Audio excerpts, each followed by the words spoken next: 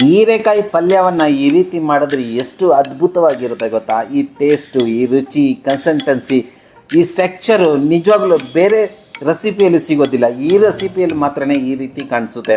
So ಇದೇ recipe ನಿಮಗೋಸ್ಕರ ತೊಗೊಂಬಂದಿರೋದು. ಇನ್ಯಾಕೆ ತಡ, ಸ್ಟಾರ್ಟ್ ರೈಟ್ ನಾವು. ಸೊ ನೀವು ಮಾಡಬೇಕಾಗಿರೋದಿಷ್ಟೇ, ಮಾರ್ಕೆಟ್ಗೆ ಹೋಗಿ ಚೆನ್ನಾಗಿ ಎಳೆ ಎಳೆಯಾಗಿರುವ ಹೀರೆಕಾಯನ್ನು ತೊಗೊಂಬನ್ನಿ, ತೊಳೆದು ಸಿಪ್ಪೆ ತೆಗೀರಿ. ಸಿಪ್ಪೆ ನಾನು ಜಾಸ್ತಿ ನೀಟಾಗಿ ಸಿಪ್ಪೆ ತೆಗೆದಾಗ್ತಾ ಇದ್ದೀನಿ. ನನಗೆ ಆ ಸಾಫ್ಟ್ನೆಸ್ ಇದೆಯಲ್ಲ, ಬಾಯಲ್ಲಿ ಇಟ್ಕೊಂಡ್ರೆ ಕರ್ಗೋಗ್ಬಿಡುತ್ತಲ್ಲ, ಅದು ತುಂಬ ಇಷ್ಟ. ಕೆಲವರು ಜಾಸ್ತಿ ಸಿಪ್ಪೆ ತೆಗೆಯೋದಿಲ್ಲ, ಅದು ನಿಮ್ಮ ಇಷ್ಟ.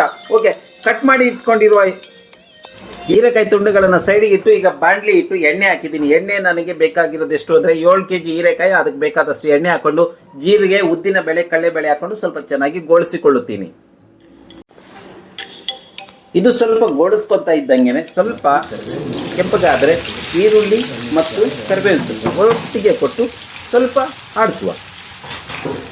ಮೆಣಸಿನ್ಕಾಯಿನ ಈಗ ಹಾಕ್ತಾ ಇಲ್ಲ, ಅಥವಾ ಎಣ್ಣೆಗೆ ಮುಂಚೆನೂ ಹಾಕಿಲ್ಲ. ಈರುಳ್ಳಿ ಸ್ವಲ್ಪ ಹುರ್ಕೊಂಡ ಮೇಲೆ ಹಾಕಾಗ್ತಾ ಇದ್ದೀನಿ. ಯಾಕೆ ಅಂದರೆ ಈರುಳ್ಳಿ ಜೊತೆಗೆ ಹಾಕಿದ್ರು ಸ್ವಲ್ಪ ಘಾಟು ಬರುತ್ತೆ, ಈರುಳ್ಳಿಗಿಂತ ಮುಂಚೆ ಹಾಕಿದ್ರು ಘಾಟು ಬರುತ್ತೆ.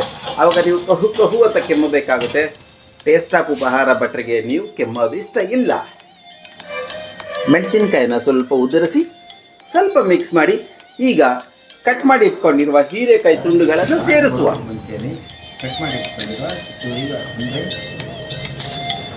ಸ್ವಲ್ಪ ಸ್ವಲ್ಪ ತುಂಡುಗಳನ್ನು ಹಾಕಿ ಸ್ವಲ್ಪ ಸ್ವಲ್ಪ ಆಡಿಸಿ ತಟ್ಟೆಯನ್ನು ಮುಚ್ಚಿ 15 ನಿಮಿಷ ಬೇಯಲು. 15 ನಿಮಿಷನೂ ಕರೆಕ್ಟಾಗಿ ಅರ್ಧ ಗಂಟೆ ಬಿಟ್ಬಿಡ್ತೀನಿ. ಹೈ ಫ್ಲೇಮಲ್ಲಿ ಇಟ್ಬಿಟ್ಟು ಅರ್ಧ ಗಂಟೆ ಬಿಟ್ಬಿಡ್ತೀನಿ.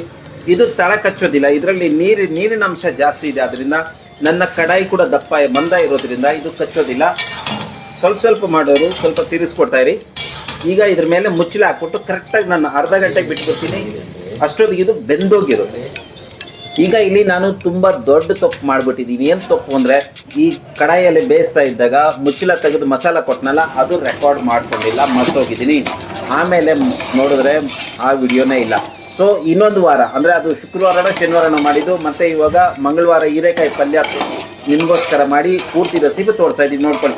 ಪಾತ್ರೆಯಲ್ಲಿ ಹಾಕಿ ಈಗ ಬೇಯಿಸ್ಕೊಂಡಿದ್ದೀನಿ. ಅದೇ ಹಂತ ಅರ್ಧ ಗಂಟೆ ಮುಚ್ಚಿಟ್ಟಿದ್ನಲ್ಲ, ತದನಂತರದ ಈ ವಿಡಿಯೋ ಮುಂದುವರೆದ ವಿಡಿಯೋ. ಈಗ ನಾನು ಮಸಾಲ ಪುಡಿ ತೊಗೊತಾ ಇರೋದು ನೋಡಿ. ಮಸಾಲ ಪುಡಿ ಚಿಲ್ಲಿ ಪೌಡರ್ ತೊಗೊಂಬಂದಿದ್ದೀನಿ 1.5 ಸ್ಪೂನು, ಧನಿಯಾ ಪುಡಿ ತೊಗೊಂಡಿದ್ದೀನಿ 1/4 ಸ್ಪೂನು, ಅರಿಶಿನ ಪುಡಿ ತೊಗೊಂಡಿದ್ದೀನಿ 1 ಸ್ಪೂನು. ಈಗ ಉಪ್ಪು ರುಚಿಗೆ ನೋಡಿ ಆಮೇಲೆ ಹಾಕುವ. ಈಗ ಹಾಕ್ತಾ ಇರೋದು ಸಾಂಬಾರು ಪುಡಿ 3 ಸ್ಪೂನಷ್ಟು ಸಾಂಬಾರು ಪುಡಿ. ಇಷ್ಟೇ ಮಸಾಲ. ಈ ಮಸಾಲವನ್ನು ಹೀರೆಕಾಯಿಗೆ ಕೊಟ್ಟು ಚೆನ್ನಾಗಿ ತಿರ್ಸ್ಕೊಳ್ಬೇಕು. ಪ್ರದೀಪ್ನ ಇಲ್ಲಿ ಟೊಮೆಟೊ ಹಾಕಿದ್ದಾನೆ, ನಾನು ಅಲ್ಲಿ ಟೊಮೆಟೊ ಹಾಕಿರಲಿಲ್ಲ. ಇದು ಮಸಾಲ ಹಾಕೋಗೋಸ್ಕರನೇ ಮತ್ತೆ ವಿಡಿಯೋ ಮಾಡಿ ಮತ್ತೆ ನಿಮಗೋಸ್ಕರ ತೊಗೊಂಬಂದಿರೋದು, ಮಸಾಲ ಹಾಕುವ ತೋರಿಸೋಗೋಸ್ಕರ. ಈಗ ಚೆನ್ನಾಗಿ ಆಡಿಸ್ಕೊಟ್ರೆ ಆಯಿತು. ಹೀರೆಕಾಯಿ ಅರ್ಧ ಗಂಟೆಯಲ್ಲಿ ಚೆನ್ನಾಗಿ ಬಂದಿದೆ. ಮಸಾಲ ಹಾಕಿ 5 ನಿಮಿಷ ಬೇಯಿಸ್ಬಿಟ್ರೆ ಸಾಕು. ಈಗ ರೆಡಿ ಆಗಿದೆ ಪಲ್ಯ. ಈಗ ಇದಕ್ಕೆ ಉಪ್ಪು ಖಾರ ನೋಡ್ಬಿಟ್ರೆ ಪಲ್ಯ ರೆಡಿ. ಹೀಗೆ ಚೆನ್ನಾಗಿ ಬಂದಿದೆ ನೋಡಿದ್ರಲ್ಲ. ಮಸಾಲ ಹಾಕೋಗೋಸ್ಕರನೇ ಮತ್ತೆ ಇನ್ನೊಂದ್ಸರಿ ವಿಡಿಯೋ ಮಾಡಿದ್ದಾಯ್ತು.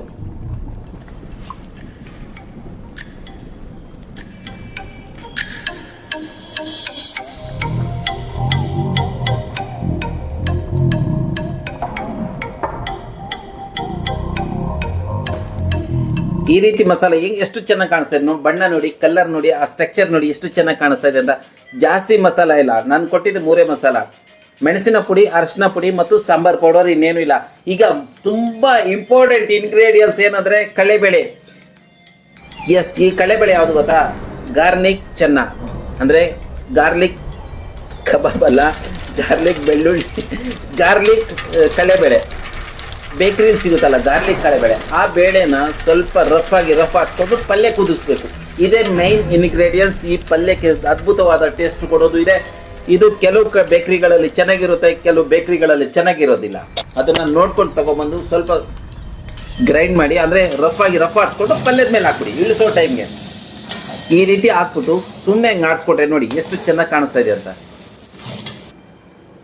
ಈಗ ಆಫ್ ಮಾಡಿದಾಯ್ತು. ಮೇಲಿಂದ ಕೊತ್ತಂಬರಿ ಸೊಪ್ಪು ಉದುರಿಸ್ತಾ ಇರೋದು. ನೀವು ಕೊತ್ತಂಬರಿ ಸೊಪ್ಪು ಉದುರಿಸ್ತೀರಾ, ಅದ್ರ ಮೇಲೆ ಬಿಸಾಡ್ತಿರೋ ಅದನ್ನ ನೀವು ನೋಡಿ, ಏನೋ ಒಂದು ಮಾಡಿ. ಈಗ ಚೆನ್ನಾಗಿ ಊಟದ ಜೊತೆಗೆ ಜೋಡಿಸ್ತಾ ಇದ್ದೀನಿ. ಹೇಗೆ ಕಾಣಿಸುತ್ತೆ ಪಲ್ಯ ಅಂತ. ಊಟ ತಿನ್ನುವಾಗ ಹಣ್ಣುಗಳನ್ನು ತಿನ್ನಬಾರ್ದು ಅಂತ ಆಯುರ್ವೇದಿಕ್ದಲ್ಲಿ ಹೇಳ್ತಾರೆ. ತರಕಾರಿ ತಿನ್ಲಿಕ್ಕೆ ಹೇಳಿದ್ದಾರೆ. ಯಾಕೆಂದರೆ ಹಣ್ಣುಗಳು ಬೇಗ ಜೀರ್ಣ ಆಗ್ತವೆ, ಊಟ ಬೇಗ ಜೀರ್ಣ ಆಗೋದಿಲ್ಲ. ಊಟ ತಿನ್ನೋಕ್ಕಿಂತ ಮೊದಲು ಹಣ್ಣುಗಳನ್ನು ತಿಂದು ತದನಂತರ ಊಟ ತಿನ್ಬೋದು. ಸ್ವಲ್ಪ ಗ್ಯಾಪ್ ಕೊಟ್ಟು, ಗ್ಯಾಪ್ ಇರಬೇಕು, ಪ್ರತಿಯೊಂದಕ್ಕೂ ಅಂತರವಿರಲಿ. ಇವರು ಪಲ್ಯ ತಿಂತಾ ಇದ್ದಾರೆ. ಹೆಂಗಿದೆ ಪಲ್ಯ? ತುಂಬ ಟೇಸ್ಟಿಯಾಗಿದೆ. ಟೇಸ್ಟಿ ಆಫ್ ಉಪಹಾರ ಅಂತ ಕೋಲಾರಲ್ಲಿ ಎಲ್ಲೂ ಸಿಗ್ತಿಲ್ಲ ಈ ಥರ. ತುಂಬ ಸೂಪರಾಗಿ ಹೀರೆಕಾಯಿ ಪಲ್ಯ ಅಂತ ಒಂದ್ಸರಿ ವಿಸಿಟ್ ಮಾಡಿ, ತುಂಬ ಚೆನ್ನಾಗಿದೆ. ಇವನು ನಮ್ಮ ಫ್ಯಾನ್, ನಮ್ಮ ಹೋಟ್ಲಿಗೆ ಫ್ಯಾನ್ ಇವನು. ಅಂತ ಲೇಡೀಸ್ ಅಂಡ್ ಜೆಂಟಲ್ ಗೈಸ್, ನೋಡಿದ್ರಲ್ಲ ಎಷ್ಟು ಈಸಿಯಾಗಿ ಎಷ್ಟು ಬೇಗ ಹೀರೆಕಾಯಿ ಪಲ್ಯ ನಿಮ್ಗೋಸ್ಕರ ತಗೊಂಬಂದೆ ಅಂತ. ಈ ಒಂದು ಅದ್ಭುತವಾದ ರೆಸಿಪಿ ನಿಮ್ಗೋಸ್ಕರ ತಗೊಂಬಂದಿದ್ದೀನಿ ಅಂದ್ರೆ ನೀವು ಒಂದು ಲೈಕ್, ಕಾಮೆಂಟ್, ಶೇರ್, ಸಬ್ಸ್ಕ್ರೈಬ್ ಏನೇನು ಮಾಡ್ತೀರಾ ಮಾಡಿ. ದಯವಿಟ್ಟು ಏನೋ ಒಂದು ಲೈಕ್ ಕೊಡಿ, ಕಾಮೆಂಟ್ ಮಾಡಿ, ಶೇರ್ ಮಾಡಿ, ಏನೋ ಒಂದು ಮಾಡಿ. ಯಾಕೆ ಗೊತ್ತಾ, ಕಾಮೆಂಟ್ ಯಾಕೆ ಮಾಡಬೇಕು ಅಂದ್ರೆ ನಾವು ಇಷ್ಟು ಕಷ್ಟಪಟ್ಟು ಒಂದು ವಿಡಿಯೋ ಮಾಡಿ ಅದನ್ನ ಎಡಿಟಿಂಗ್ ಮಾಡಿ ವಾಯ್ಸ್ ಕೊಟ್ಟು ಅಪ್ಲೋಡ್ ಮಾಡಬೇಕಂದ್ರೆ ಸಿಕ್ಕಾಪಟ್ಟೆ ಟೈಮ್ ತಗೊಳುತ್ತೆ. ಅದಕ್ಕೋಸ್ಕರ ನಿಮ್ಮ ಹತ್ರ ಒಂದು ಲೈಕ್, ಒಂದು ಕಾಮೆಂಟ್ ಕೇಳಿ. ಏನು ಕೇಳ್ತೀವಿ ಸ್ವಾಮಿ ನಿಮ್ಮ ಹತ್ರ? ಇನ್ನೇನು ಕೇಳೋದಿಲ್ಲ. ಸಬ್ಸ್ಕ್ರೈಬ್ ಮಾಡ್ಕೊಳ್ಳಿ ಇಷ್ಟ ಇದ್ರೆ. ಇಷ್ಟು ಮಾಡಿ ನಮ್ಗೆ ಖುಷಿ ಆಗುತ್ತೆ. So welcome ladies and gentle guys. ಒಳ್ಳೆ ತಿನ್ನಿ, ಒಳ್ಳೇದಾಗಿರಿ, ಖುಷಿಯಾಗಿರಿ, ನೆಮ್ಮದಿಯಾಗಿ ಜೀವನ ಕಲ್ಸ್ಕೊಡಿ. Thank you so much.